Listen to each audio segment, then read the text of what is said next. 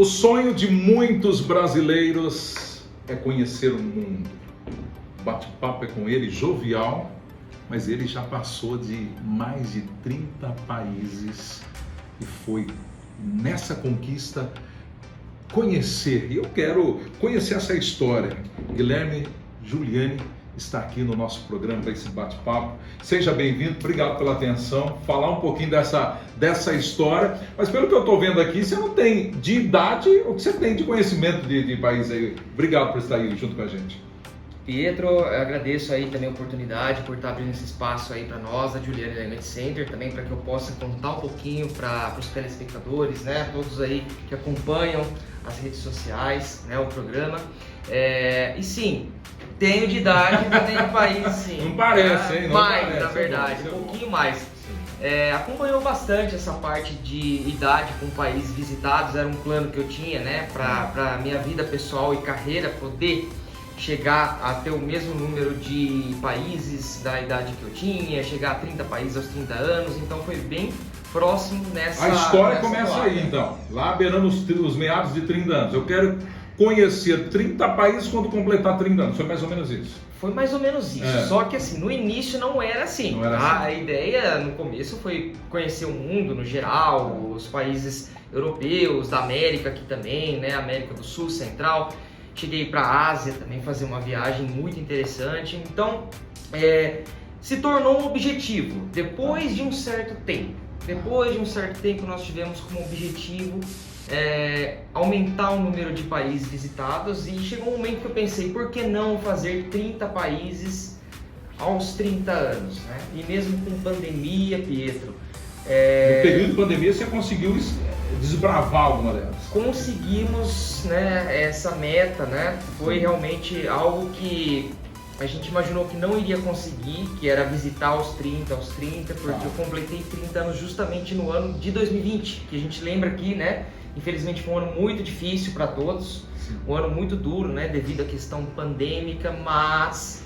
né, ainda assim conseguimos estar viajando para os que faltaram ali finais, né, os países restantes. Quando você fala desse sonho ou dessa meta em si, quando ele surge? Por que ele surge? De repente tá ali, começou a viajar, tal, agora não, peraí, vou completar 30 anos, quero chegar em 30 anos. Quando surge isso aí e o porquê? Surge a partir do momento em que, através das nossas aulas aqui na escola de idiomas, na então veio primeiro da profissão. Da profissão, com certeza.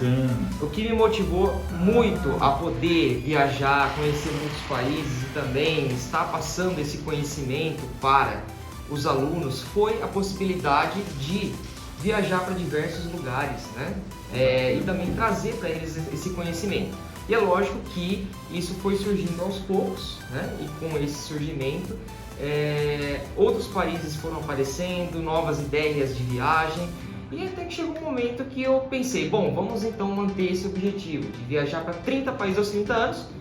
Pretendo inclusive escrever um livro sobre isso. Quero lançá-lo aqui oficialmente no programa. Aqui ao nosso fundo, o pessoal está vendo em casa algumas bandeiras. Tem referência dos países que você já visitou ou não? Aí é simbólico.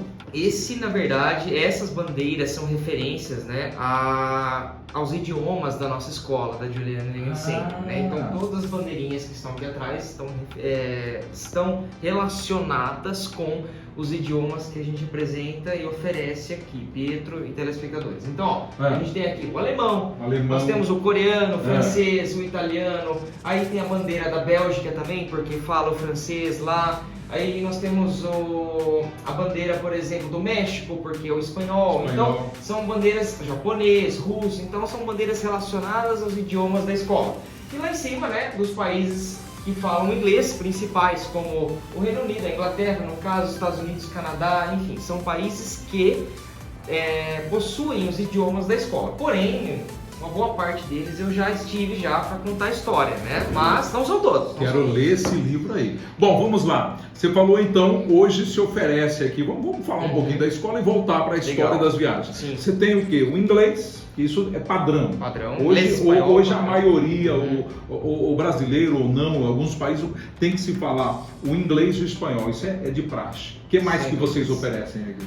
Hoje nós oferecemos, além do inglês e o espanhol, Sim. que são realmente os dois idiomas principais de qualquer escola de idiomas hoje no país, no território nacional, principalmente na nossa região, que é muito forte para idiomas, né? Nós oferecemos hoje o curso de italiano e eu, como um naturalizado italiano, consigo estar passando como um nativo mesmo, o ensino, e nós temos também uma equipe muito forte aqui na escola para o italiano. Hoje, eu digo que assim, uma coisa que a gente fica muito feliz mesmo, né? Uma conquista aí, uma bênção a gente ser hoje reconhecido como uma referência no italiano na cidade, né? Quando fizemos a lição de casa, eu costumo dizer isso, quando a gente faz a pesquisa para estarmos aqui, sim, aparece isso aí, tem esses traços, o pessoal que tem buscado, se fala muito nisso aí. Quando você fala em outros idiomas, e você vai fechar o leque do que se oferece aqui na escola, sim, qual o mais fácil? Lógico que para você tudo ficou fácil, depois que a pessoa aprendeu, né? Aprendeu, tá fácil, não sei o quê. Mas para quem está em casa, fala, peraí, eu já ouvi falar de mandarim, eu ouvi falar de chinês, eu ouvi falar tem tanta coisa aí que, conhece tantos países de idiomas. O que podemos citar que são difíceis? Você falou, esse aqui travou, aprendi, mas travou. Olha, Pietro, é o seguinte, sobre idiomas fáceis e difíceis, parece muito um mito, mas não é verdade. A gente tem algumas línguas que são um pouco mais simples de serem aprendidas e outras mais complicadas. O que eu sempre digo, o inglês é fácil, porque a partir do momento que você estuda outro idioma e você compara com o inglês, você vê que o inglês não é difícil. Ele caminha junto, né? Ele é um idioma que tem poucas variações gramaticais. O português, para a gente ter uma ideia, é fácil para quem nasceu aqui, nasceu em Portugal, nasceu em Angola, Moçambique. Agora, para um estrangeiro aprender, é muito difícil. A nossa, então, que você está dizendo, o português... Uma das mais difíceis. Uma das mais difíceis. Uma das mais difíceis. O pessoal lá de fora fala, realmente o brasileiro, o português do Brasil, até de Portugal, o negócio é complicado. Complicado. Aí eu junto um pouquinho a questão do francês, por ser uma língua que nós não pronunciamos o que está escrito na maioria das vezes. E também a gente pode colocar o alemão pela dificuldade de ter que juntar palavras para se transformar apenas em uma palavra. O alemão, para mim, na minha opinião, né, é o idioma mais difícil que eu tive que estudar, tá? Entre todas. Até mais do que eu já estudei um pouquinho de norueguês, um pouco de russo. Hoje em dia eu estudo bastante mais o romeno, né, que é uma língua voltada para o latim também. Porém, o alemão continua sendo aquela pedra no sapato. Tá? Então, para mim, é o mais difícil. Quando você fala nessa pedra no sapato, vamos dizer, hoje o tempo está fechado em português. Em inglês, como que é? The weather is bad, né? We have a bad weather. Sim. Então, tipo, o tempo está fechado. We have a cloudy weather. A gente tem um tempo nublado, né? Se eu for falar, por exemplo, em alemão. Em alemão, né? Fala aí, vamos ver o pessoal em casa. Nossa, agora ferrou, por isso mesmo, né? Agora, se a gente for falar, por exemplo, em francês, né? Le temps aujourd'hui c'est fermé. Então, le temps aujourd'hui c'est fermé. Em francês eu não entendo nada. Fala mais devagar, hein? Le temps aujourd'hui... Aujourd'hui, não consegui. Aujourd'hui c'est fermé, né? O tempo está fechado, está feio, né? Então, ó, só que tudo isso que eu falei, se eu for colocar no papel, aí realmente complica, tá? Então aí onde as coisas vão dificultar um pouco mais. O alemão, por exemplo, se a gente for conversar um pouquinho com alguém, né? Guten Morgen, wie geht's dir? Ich bin ein Sprachlehrer. Eu falei que eu sou um professor de línguas. Não tem nada a ver, né? Eu falei um bom dia, tal, como vai, né? Wie geht's dir? Wie geht's dir? Wie geht's? Tipo, como vai, né? Então ele é bem diferente, né? Imagina a cabeça desse apresentador que malemar fala o português. Você comentou aqui do inglês, espanhol, também. O que mais oferece como idiomas hoje? O que você tem aqui na grade para a gente voltar para os países aí? Hoje nós temos na escola os idiomas asiáticos, são bem fortes aqui. Eu não falo nenhum, inclusive, já vou adiantando que já tem os profissionais gabaritados. Nós temos ótimos profissionais, professor de japonês, que é praticamente um nativo também, professor de coreano. Temos hoje também, oferecemos o hebraico na escola, que é muito legal, uma língua fantástica e, assim, é uma língua que eu tenho vontade futuramente de aprender também. Tenho muita vontade de conhecer Israel, um país que eu não conheço. Esse tá Morro no de meu vontade de ir. cardápio aí. Vamos juntos, Vamos Pedro? juntos, vamos O que juntos. você acha? Boa ideia. Vamos juntos. Então, assim, Israel é um país que está realmente aí na minha No lista, radar. Legal. no radar para os Legal. próximos anos, né? E o hebraico é um outro idioma que a gente oferece na escola, mas são línguas que têm uma procura, infelizmente, um pouco menor, tá? O mandarim é um idioma muito complicado para mão de obra. Então, no momento, estamos sem o mandarim na nossa O grade. mandarim, ele é o chinês, né?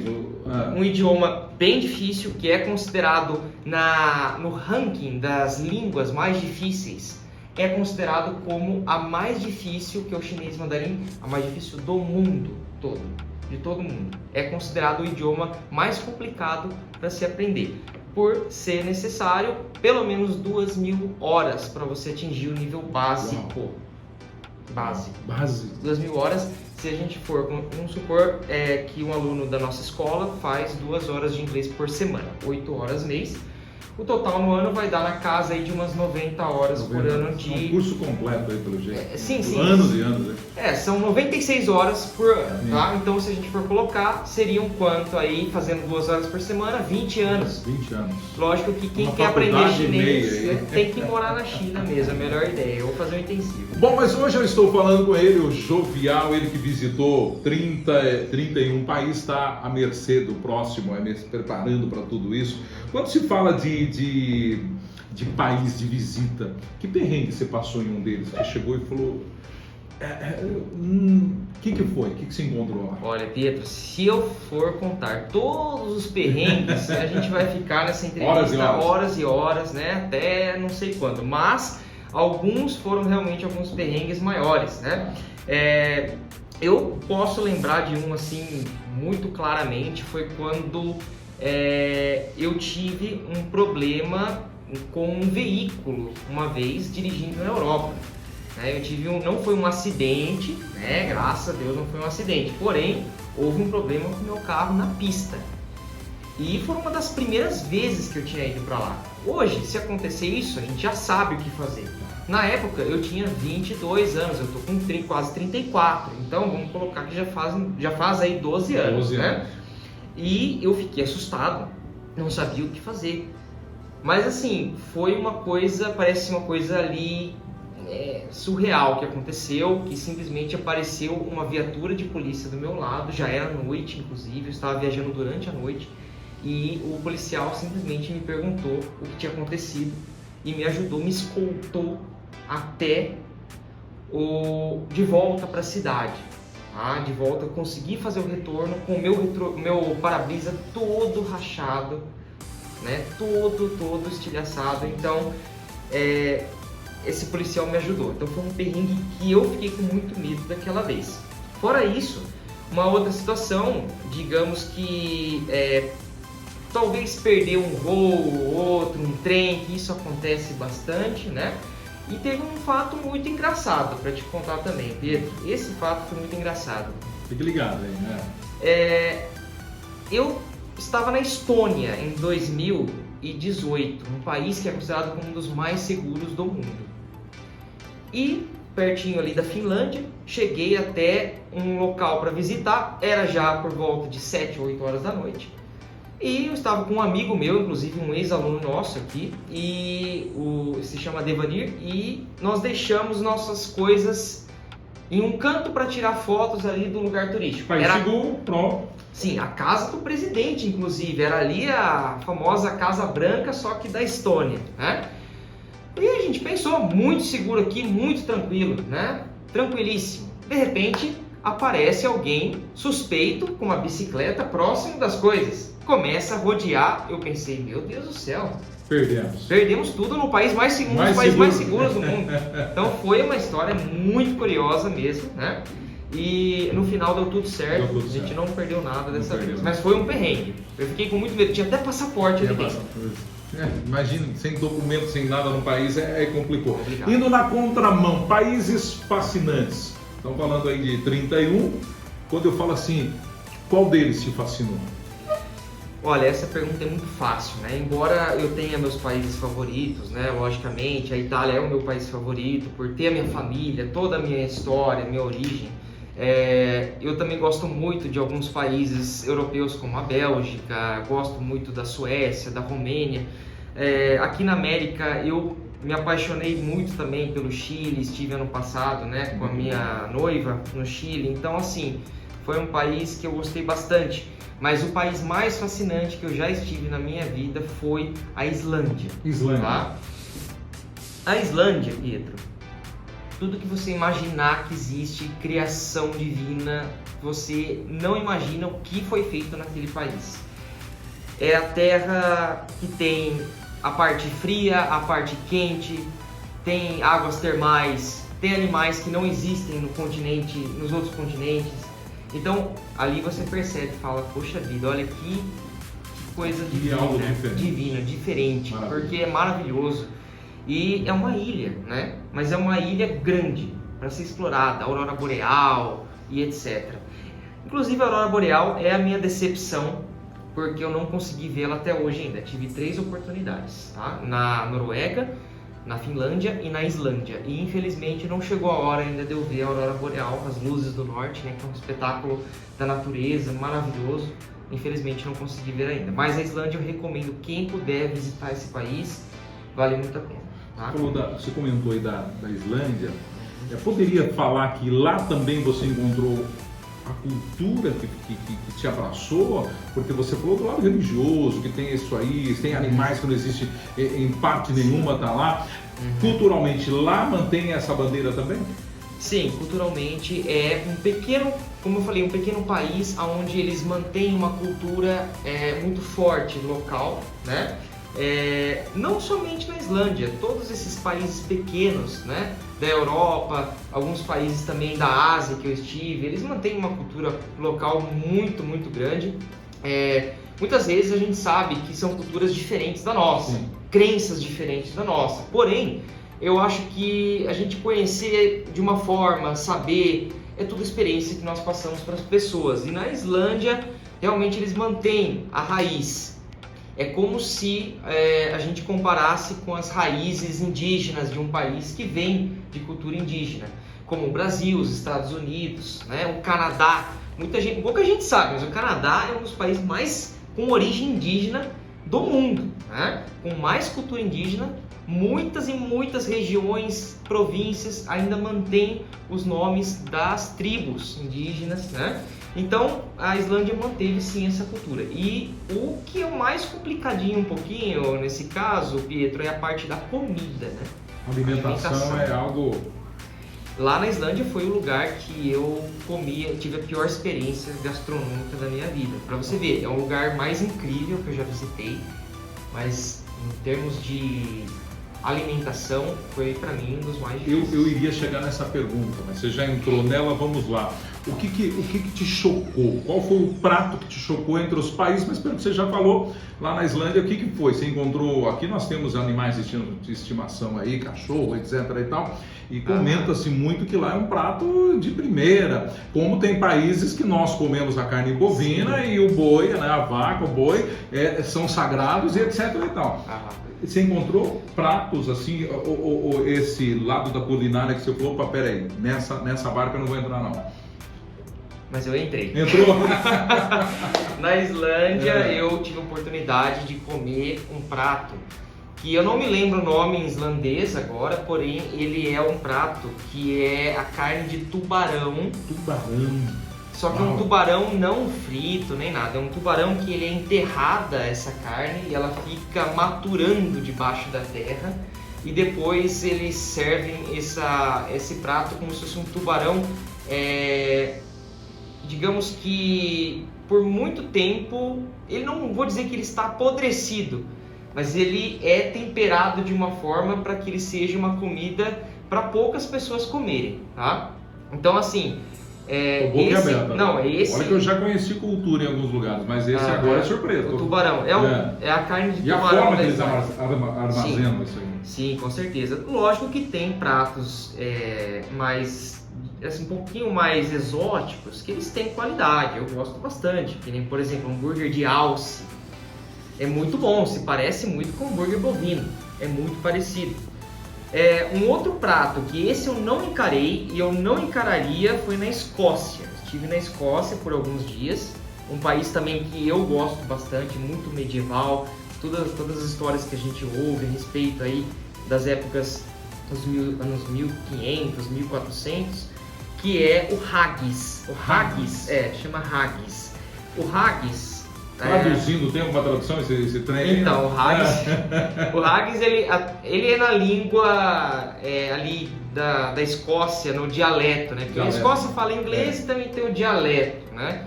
E no dialeto escocês o haggis é o estômago do carneiro, se não me falha a memória. É um estômago, e eles servem... Tati vai ficar meio mal agora aqui, ó. Mas enfim, aí eles servem e ele como se fosse uma bolsinha para você comer. E eu fiquei num hotel muito bom lá. E eles tinham esse haggis, eles me ofereceram. O senhor gostaria de experimentar uma especiaria local? Só que, né, como a gente é professor de idiomas, vai atrás de informação, já sabia onde eu estava, chegando ali. Então, fica ligado. Eu fiquei ligado e eu pensei, bom, eu não vou comer isso daqui de jeito nenhum. Não vai, não desce. Mas o que compõe o estômago dele? O próprio estômago dele. Mesmo. É o estômago. Cara, é horrível. Eu vou ter que mudar o rumo da prova. Vamos mudar. Fora os insetos que tem ali na Ásia também. Tem insetos, escorpião, a gente sabe que grilo, essas coisas sim, mas eu nunca comi. O máximo que eu comi foram formigas, tá? Formigas eu comi na Colômbia. Que tem um prato chamado hormigas culonas, né? O nome do prato, né? Que são as saúvas. E essas saúvas são fritas, mas é gostoso. Não é ruim não, Pietro. É crocante, né? Agora os bichinhos da Ásia... Você que já visitou 30 e poucos países. Esse gosto peculiar. Quando falamos nesse equilíbrio, você que já viajou tanto, 30 e poucos países, como é que fica a programação da próxima viagem? Porque, peraí, já foi em tal lugar, já foi, tal lugar já foi. O seu cardápio começa a funilar, né? O gargalo começa... Como é que fica isso para a viagem 32? O país número 32 já foi escolhido, né? Inclusive vai ser uma visita que tanto eu quanto a minha noiva a gente vai fazer para alguns amigos dela na Holanda. Nós vamos para Amsterdã, né? Que é uma cidade muito bonita também da Europa. Tem muita parte cultural ali da época do Van Gogh, né? Do pintor, enfim. A gente tem muita curiosidade para conhecer, né, essa parte. E fora isso, nós vamos aproveitar para que eu possa repetir alguns países. A ideia agora, Pietro, não é que eu possa visitar muitos países novos já. Eu gostaria muito de revisitar alguns países. Então, esse ano eu vou ter oportunidade de revisitar, por exemplo, a Alemanha, a França, a Bélgica, né? Mas é lógico que a gente pensa também nos novos países. Como eu falei, Israel, por exemplo, é um deles, é um país que eu gostaria, Grécia, Quando você fala você usou o termo revisitar o país, quando você fala, a maturidade, apesar de ser tão jovem ainda, você comentou que aos 24 anos já estava visitando alguns países. Você acha que agora aos 30 e poucos anos você vai querer explorar um outro lado, conhecer um outro lado, até da Alemanha, de outros países? O que você quer encontrar revisitando alguns países? Essa pergunta é muito boa, porque você disse tudo, Pietro, disse tudo. Agora a experiência é diferente, é um outro tipo de viagem, né? Lógico que ao passar do tempo nós vamos ganhando mais experiência, mais corpo nas viagens. Tem muitos lugares que hoje eu já consigo me virar tranquilamente ali com as culturas locais, as regras dos países. Mas poder explorar outras regiões, como por exemplo agora nessa viagem para a Alemanha, eu vou para cidades que eu nunca tinha ido, eu vou para 3 cidades que eu nunca fui, então é uma parte diferente do país. E muda muito, os países, no Brasil mesmo a gente vê, conheço bastante aqui do país também, então, por exemplo, no Nordeste, muito diferente do Sul, muito diferente da nossa região, os outros são a mesma coisa, tem uma diferença muito grande da parte do Norte, do Sul, algumas cidades diferentes, então, essa questão de revisitar é para ganhar mais experiência e poder também conhecer aquilo que eu não conhecia antes, né? Uma das coisas que eu fico imaginando, o pessoal em casa deve estar pensando, pô, o Juliano deve ter grana, já herdou, vem do berço rico, o negócio está fácil. Como é que funciona isso aí para quem não tem grana? É possível sonhar de visitar alguns países, colocar a mochila nas costas e falar, eu vou conhecer o mundo? Você tem alguma dica disso aí, não? É possível, sim. Isso realmente... Vamos falar pro pessoal a verdade. É isso, o pessoal em casa, possível. porque o pessoal vai trucar, eu conheço o meu telespectador. Yes, we can. Né? Então, lembra do discurso do Obama, né? Yes, we can. Então, eu comecei a viajar com menos de 20 anos. Foi a minha primeira viagem para fora do país. Tá? Então, na época, eu não tinha nem a escola aqui, para vocês terem uma ideia. Eu trabalhava com outras coisas, enfim, comunicação até, inclusive. Sempre gostei muito disso. Mas, lógico que com o passar do tempo, antes o orçamento é muito mais curto. A gente sabe, as dificuldades são muito grandes. Mas sempre há uma maneira. Você consegue, com um bom planejamento, você tem que deixar alguma coisa de lado, lógico, se você realmente não tem um orçamento alto para viajar e você precisa separar aquele valor para você viajar. Algumas coisas você vai realmente ter que deixar um pouquinho de lado. Segura o lanche daqui, uma cervejinha, ao invés de beber meia dúzia, bebe duas, e assim vai, né? Digamos num passeio, não sei passeio, onde, né? Por exemplo, eu vou deixar de fazer um passeio, vou deixar de ir num show, ou então fazer alguma viagem por perto aqui para segurar e para fazer essa minha viagem para fora do país. Porque eu sempre falo para todos, Pietro, o problema de você viajar, o mais difícil é hoje você poder comprar sua passagem aérea. A partir do momento que você comprou sua passagem aérea, aí é sucesso. Porque, felizmente, muitos países não têm uma inflação tão alta. Então, os preços das coisas condizem com os salários. Sim. Ou seja, com um orçamento baixo, você consegue ficar uma semana na Europa. Bom. Porque, vamos supor, se você levar hoje para uma semana na Europa o gasto em média de 50 euros por dia, que é um valor ok, dependendo de alguns países até bastante, você vai levar cerca de 300 euros, que hoje dá R$1.500, tá? Exatamente, com R$1.500 aqui no Brasil, muitas vezes você não consegue fazer uma boa viagem, tá? Na maioria das vezes. Na festa do peão de Barretos, aqui lá de Americana. Sim. Também, se tava o camarote aí, esse ano 1.000 lá vai pedrar. Exato. Tirou isso da vida, ele consegue fazer. Sim. Consegue. E tem alguns destinos ainda mais baratos. Eu me lembro de uma viagem que eu fiz para o México, na época da pandemia, inclusive, né? Que essa viagem me custou R$900. Eu fiquei quase 20 dias. Eu fiquei 16 ou 17 dias e eu gastei R$900 para comer, passear e ir para outras cidades. Eu fui para 4 cidades no México. Foi assim uma viagem muito legal e foi um gasto muito baixo. Me recorda que eu já fiz viagem com 740 e algumas coisas de reais aí. Argentina, se não me falha a memória. Sim. 740, foi numa época que hoje acho que subiu um pouco mais, mas não está nada impossível aí. O que levar na bagagem ali para não passar alguns perrengues? O que não pode faltar? O que não pode faltar sempre, né, na bagagem de qualquer turista, para que você não tenha nenhum tipo de problema, enfim, primeiro, as roupas necessárias para onde você vai. Eu acho que isso é fundamental. Não adianta você ir para um país frio e achar que não vai sentir, talvez, a não ser que você já esteja muito acostumado. Mas se você não estiver, leve realmente roupas para te proteger. Se você vai fazer uma viagem mais de aventura, leve calçados que vão te ajudar com isso. Se você vai para um país mais quente, não gaste o seu espaço da mala levando blusas, casacos, só para tirar foto. Não faça isso, a gente não recomenda, né? E é lógico, toma muito cuidado com o documento, fazer uma cópia do seu passaporte, porque se você perdê-lo, você precisa ir até a embaixada do país e levar o seu xerox, tá? Para poder provar que você chegou até lá. Fora isso, a gente recomenda levar uma quantidade sempre em dinheiro, né, Pietro? A gente sabe que hoje em dia as pessoas levam cartão, porém as alfândegas às vezes param os turistas para perguntar o que eles estão levando e quanto estão levando. Eu achava que em pleno ano de 2020, 2021, ninguém ia mais me perguntar isso, mas lá na Guatemala me pararam e perguntaram, né? Senhor, quanto de plata tiene? Quanto plata? Quanto de Dólar? plata? Então eu falei, ó, estou trazendo isso. Eu fiquei 3 dias na Guatemala só, 3 dias somente.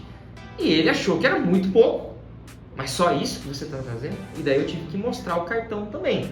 Também estou com a tarjeta de crédito. Então, beleza, maravilha. Mas eles ainda assim perguntam se você leva um pouco de valor em dinheiro, tá? Então isso é o básico para que a gente possa levar. Não levem coisas desnecessárias. Vou levar meu videogame na mala. Você vai ficar 15 dias para quê? Não precisa, né? Então tem coisa que não precisa mesmo. Redes sociais, como é que fica o papel das redes sociais? Ela ajuda ou cria alguns mitos? O pessoal conhece, por exemplo, a Alemanha do YouTube, redes sociais, acaba quebrando e tal. Ela ajuda ou prejudica? A rede social, ela pode tanto colaborar quanto prejudicar. Por quê? Muitas vezes, Pietro, a gente acaba conhecendo um pouco do país, da cultura, das imagens, através da internet. Tem muitos lugares que eu fui por causa da internet, tá? Agora, ela também pode enganar muitas vezes, nos passando uma imagem diferente do país.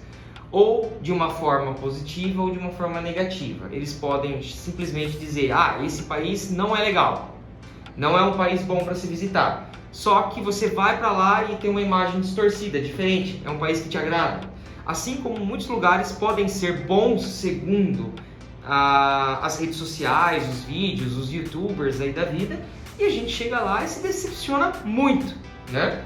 É uma grande decepção. E isso já aconteceu comigo também. Eu já cheguei aí, por exemplo, para um país que nem... Eu vou falar desse país, que é a República Tcheca. Eu fui para a República Tcheca, para Praga. E, assim, uma cidade... Foi com uma visão... Não, uma visão de primeiro mundo. Primeiro mundo. A capital mais linda da Europa. Realmente, é um lugar lindo, maravilhoso para se visitar. Mas é um país que precisa de evolução. Um país um pouco atrasado em termos europeus.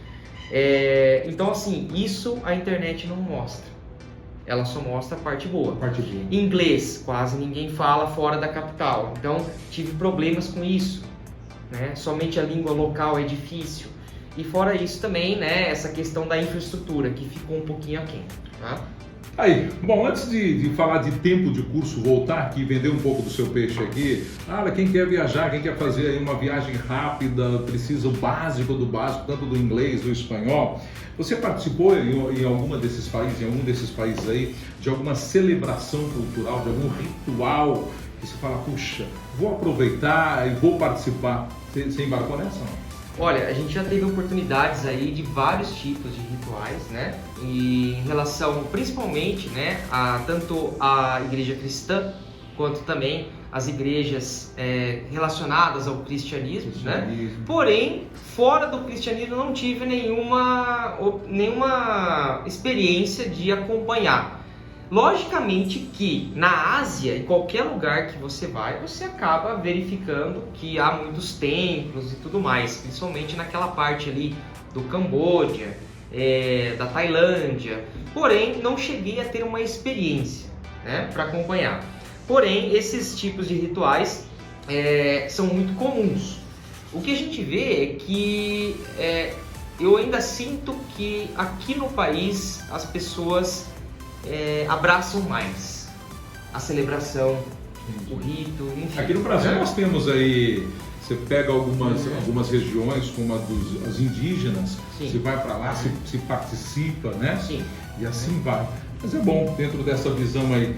Já que viajou 30 e agora indo para 32 países, vamos falar de Brasil. Sim. Quantas cidades conhece do Brasil? Quantos estados brasileiros? Uma das perguntas que o pessoal me mandou assim que eu fui levantar a pesquisa. Olha que legal, hein? Muito bom.